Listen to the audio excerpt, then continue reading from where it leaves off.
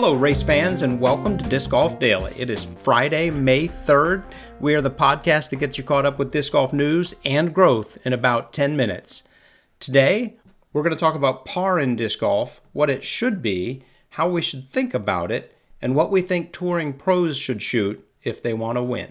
But first, this little tidbit. Our number one news story of the day, besides the Dynamic Discs Open, which you should be watching on Disc Golf Network, Bill Nye talks disc golf on YouTube. He talks the physics of the disc. He talks about the dark art of disc golf, which is combining lift, drag, and stability. And for some reason, seeing Bill Nye throw discs and talk about this just makes me happy. This video was put out by Cornell University. Bill Nye was one of the founders of their Ultimate Team and has over 70,000 views. Link in the show notes if you want to add one more. What is par? The dictionary definition, the number of strokes a first-class player should normally require for a particular hole or course. In disc golf, par is the same, except we also factor in the skill level of the player that the course is designed for. If a course is designed for beginners, par is set based on a beginner skill level. A 480-foot hole would be a par 4. If a course is designed for professionals, that same hole would be a par 3. This is an overall positive for disc golf. It is inclusive, progressive, and it makes it easier for players to get into the game and feel success early on. For example, my mom can call me up and tell me she got 3 pars in league this morning, and I can know that those pars are set for her skill level. It actually isn't that amazing. Although actually for her it is. And don't worry, she doesn't listen to the podcast. The one downside to that is that we do not have a consistent par across our sport. Maybe this should change, or maybe we should be more consistent about setting par for the skill level. I think this might manifest itself as an inferiority complex that our sport has about par. I think it's the reason we have all these conversations about par. In disc golf right now, if you're playing a red level course, it's set for red level par, in general. If you're playing a gold level course, it's set for gold level par, in general. The PDGA defines the following player levels: gold, 1000 rated, blue, 97 rated, white, 935, red, 900, green, 850, and purple, 800. For the rest of this conversation, I will be discussing traditional golf's par and comparing it to disc golf's gold level par. I want to compare scratch level par in golf with scratch level par in disc golf. In traditional golf, the way par is determined, the number of shots to get to the green, plus 2. Very simple. In disc golf, we have a 10-meter circle, which kind of defines the green. However, in disc golf, when you get to the green, inside that 10-meter circle, you would expect to make your next throw. Again, I'm talking about gold level players, not myself. Let me say that again. In disc golf, the expectation would be to get the number of throws it takes to get to the green in the 10-meter circle, plus 1. We know that par, by definition, is the number of strokes expected to be needed to complete the hole. In disc golf's case, this would be the number of shots to get inside the circle, plus 1. We also know that par is applied as the number of shots to get to the green, plus 2. There is our contradiction. This contradiction is what causes all of our issues with par. Let's say we have a wide-open 250-foot hole. We would expect a gold level player to get inside circle 1. We would expect them to hit the putt. The expected score is a 2. But that leaves no room for a birdie. That doesn't work for us. So something has to give. The thing that has to give is what we define our green to be. In 2016, the Pro Tour introduced the idea of Circle 2, which maybe kind of helped, but maybe kind of didn't. It expanded the idea of what the green is and led to course design changing where a good shot lands. Traditionally, on a par 3, and by traditionally I mean the 90s, a good drive would land in circle 1. Now, a well-designed gold-level course has a good drive land in circle 2, while a great drive can get to circle 1. This was a half step toward the solution. About 20 years ago, Low Bibby came up with the idea of close-range par. This idea is based on the definition of a point where we would expect a gold-level player to get the disc into the basket in 2 shots. Define how close, or in our parlance, what an expanded green would be. Par then does become the number of shots to get, quote, close, or to our expanded green, plus 2, and then par works. That's what close range par is. For example, at the gold level, we would define close as, let's say, 120 feet. Presuming a wide open field, a 250-foot hole would have a par of 3. One shot to get close, within 120 feet, plus 2. If we expand that hole to 570 feet, par would still be 3. One shot to get close, a 450-foot drive, which we would expect a gold level player to be able to do, would get close, or 120 feet away, plus 2.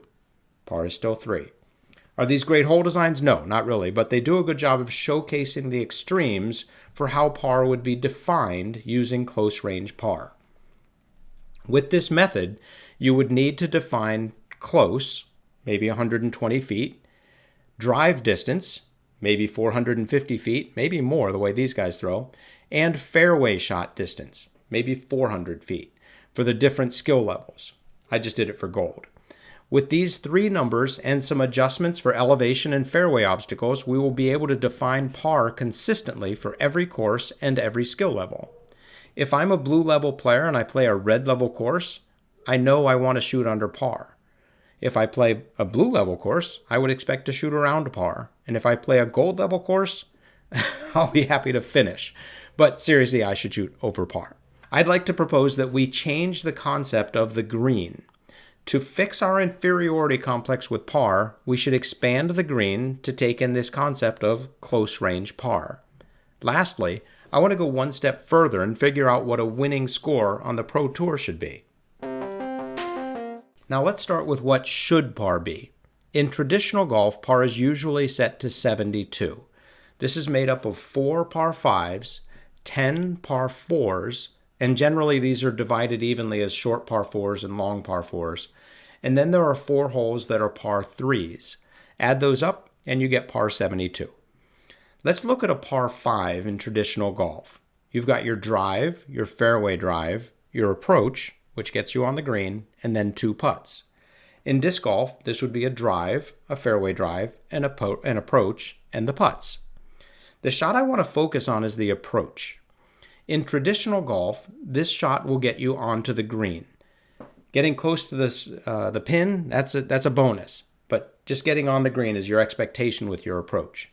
In disc golf, we would expect an approach shot to get us inside circle 1. Using the expanded green of close range par, this approach shot is likely inside the expanded green. This approach shot is actually our first putt because it's on the expanded green. We're already putting. This hole should actually be a par 4. It should be a drive, a fairway drive, and 2 putts.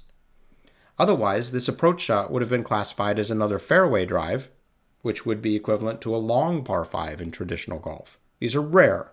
At most 1, maybe 2 per course. The 4 par 5s on a traditional golf course would translate to, in all likelihood, 3 long par 4s and 1 par 5. Let's look at the 5 long par 4s in a similar way. In traditional golf, you've got a drive, a fairway drive, and 2 putts. In disc golf, this would become a drive, a fairway drive, and 2 putts. These would stay par 4s, but they would be considered short par 4s. So now we have 1 par 5, 3 long par 4s, and 5 short par 4s. Let's keep going. The 5 short par 4s, which consist of a drive, an approach, and 2 putts, would become par 3s, specifically long par 3s, because if you remember, the approach becomes our first shot on the expanded green. The 4 par 3s would become disc golf's equivalent of short par 3s, giving us 9 par 3s. 5 would be long, and 4 would be short. This gets us to a total par of 64, with 9 par 3s, 8 par 4s, and 1 par 5. Now, presuming this is our ideal course, we could have shorter gold courses come in at a par of 60 and longer gold courses come in with a par of 68. but I really don't think we want to get into the 70s for par, and this is for two reasons. The first reason is the explanation I just gave. The second reason is that driving is already overvalued. It's valued more than putting. I did an analysis of UDisc on all of the 2023 Pro Tour and major events. When we look at the shots gained stat, we have two primary numbers, tee to green and putting. The average most shots gained from tee to green was 16.4. The average most shots gained putting was 10.4. In traditional golf, these numbers are roughly equivalent. In disc golf, driving is the place you can make up the most strokes on your competitors. If we increase the courses to par 68 or more, we are just making driving even more heavily valued. I would argue that we should be shortening courses to try to make driving and putting more evenly balanced, but that's a topic for another day. So let's finish up with what we would expect the winning score to be at a Pro Tour or major event. Par is 64. The winner is going to be pretty much near perfect. We've got 4 short par 3s. On these holes, we would expect a good drive to get inside circle 1. We'd expect the winner to hit that putt. These are all birdies. We've got 5 long par 3s. A good drive gets to 50 to 150 feet from the pin. Likely 2 shots. Those are all pars. Let's look at the 8 par 4s. We've got 5 short par 4s. Again, these should all be birdies. And we've got 3 long par 4s. These should all be pars. Which leaves us with the par 5, which the winning player is going to expect to birdie. When we add all that up, a really good round is going to be 9 under par. If you do this every round of a tournament, you're at minus 27 over 3 days or minus 36 over 4 days. If you look at the average winning score in disc golf over the last few years, or maybe since the Pro Tour has started, it is very close to this number. Yes, I've been tracking it. We do not need to have an inferiority complex over our par versus traditional golf par. We need to recognize that we are playing a different game and reset our expectations. In traditional golf, par is a great score. In disc golf, minus 9 is a great score. That, if repeated, puts you in the running for the win. And in my opinion, no course should have more than 1 or maybe 2 par 5s. Thanks for listening. If you have any thoughts, news, or opinions, shoot us an email at discgolfdaily@aol.com. Have fun, throw 'em straight, and hit the thin gap.